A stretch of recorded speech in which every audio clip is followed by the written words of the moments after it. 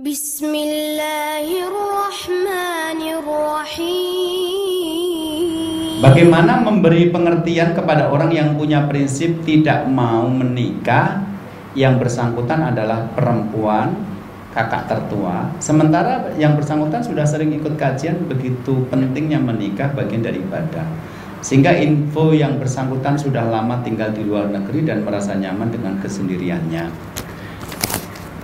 Saya nggak tahu yang nanya ini sudah ikut daurah ini sejak pertama atau tidak, karena dulu daurah pertama kita mengatakan nikah itu pilihan. Pilihan itu dulu saya katakan ada 3. 1, memilih untuk menikah atau tidak menikah. 2, memilih menikahnya dengan siapa. 3, memilih untuk mengakhiri atau meneruskan pernikahan yang sudah kita jalani. Karena tidak semua orang setelah menikah nanti dapat sakinah. Ada yang dapat luka batin, ada yang dapat luka fisik. Dan kalau dia meneruskan, dia malah semakin menderita. Dan pernikahan bukan ajang untuk saling mendolimi. Nah, dulu sudah saya sampaikan, kalau ada orang yang pada prinsipnya memilih untuk tidak menikah, secara hukum boleh, itu hidup-hidup dia kok. Tetapi harus dengan alasan yang benar, karena setiap pilihan mengandung resiko. Kalau kita punya suami, kita harus melayani suami, mentaati suami, berbagi hidup dengan suami, itu tidak mudah. Tapi hasilnya anak soleh yang kalau kita sudah mati, nanti mendoakan agar pahala kita diterima Allah dan agar dosa kita diampuni Allah. Dalam hidup kita akan mendapatkan manfaat karena kita bisa suruh-suruh anak kita. Dalam hidup ketika kita sakit, mereka bisa merawat kita. Manfaatnya sudah terpampang mata. Sementara kalau kita tidak mau menikah, kita bebas, nggak ngasih nafkah, nggak ngelayani, hidup sendiri terserah. Saking asiknya, kadang-kadang Anda lupa. Ada saat-saat tertentu nanti Anda sakit sendiri, nggak ada orang karena Anda tidak punya suami dan anak. Anda mati, nggak ada yang mendoakan anak. Ini harus paham semua resikonya, baru nanti kita bicarakan Anda pilih yang mana. Maka kalau akhirnya memilih tidak menikah, harusnya mengganti resiko-resiko yang hilang. Misalnya kalau dia tidak menikah berarti nggak punya suami, nggak punya anak.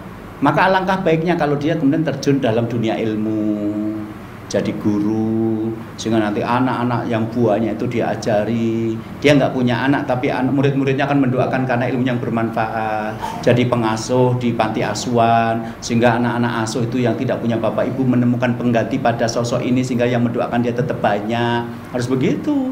Kalau cuma tidak mau menikah karena asik dengan dirinya sendiri, ini orang bodoh, dia merasa akan seperti ini seterusnya. Enggak, nanti kalau kamu sakit sendiri baru tahu rasanya gitu. Nah ini kita jelaskan semuanya, tinggal mau bismillah. Nah kalau mau milih yang tepat ya sholat istikharah. Saya ketemu orang-orang yang akhirnya menyesal karena tidak menikah. Kalau Anda tidak menikah, dulu sudah saya sampaikan, ulama-ulama yang tidak menikah itu alasannya 2, 1 jihad, 2 ilmu. Maka kalau Anda tidak menikah, harus Anda aktif di sini, di tempat-tempat yang membuat orang lain mendapatkan manfaat Anda, meskipun orang itu bukan suami dan anak. Sehingga tetap ada orang yang mendapatkan amal jariah Anda dan mendapatkan ilmu Anda. Mereka mendoakan dari jalur itu, bukan dari jalur anak soleh yang mendoakan orang tua. Kemarin kan sudah saya bahas, ada ulama buahnya 20 kemarin yang saya tampilkan, aslinya lebih dari itu. Yang mereka memilih itu tidak menikah seumur hidupnya, tetapi mereka ilmu kayak Imam Nawawi yang ngarang Sahih Muslim, kemudian Imam Nawawi yang mengumpulkan Arba'in Nawawi dan juga mengarang buku Riyadhus Shalihin, itu kan beliau tidak menikah, tapi kan bukunya dipakai terus. Sekarang di masjid-masjid dibacain hadis-hadis itu, sehingga yang pernah mengumpulnya insya Allah dapat pahala. Jadi sekali lagi, dia tidak menikah urusan dia sebenarnya. Cuma agar dia tidak menyesal memilih tidak menikah, kita memberikan pertimbangan-pertimbangan. Syukran ya Rabbi, syukran, hadaita qalbi, syukran.